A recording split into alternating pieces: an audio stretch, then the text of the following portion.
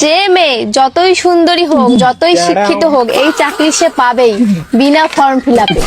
আরে রাশিয়ান মামুনি, কি বললা তুমি? তোমাকে বাংলাদেশের ছেলেরা কেউ যদি পায়, তাহলে ছেলেরাই তোমাকে রান্না করে খাওয়াবে।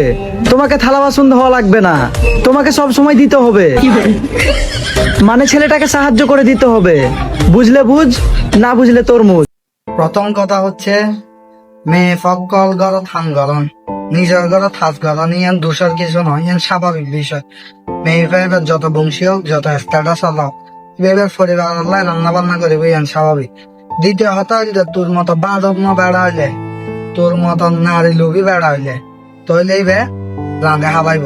আর নইলে রাশিয়ান ন একবার যদি পুরা পৃথিবীর ওয়ার্ল্ডের সবচেয়ে সুন্দরী হয়, তবুই বে গড় রান্না বান্না করিব, ইয়ান স্বাভাবিক বিষয়।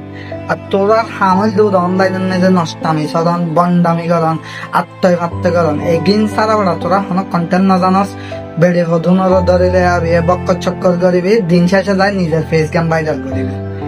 কি আর তোরা তার কোনো কন্টেন্ট নাই, ফালতু গরকল।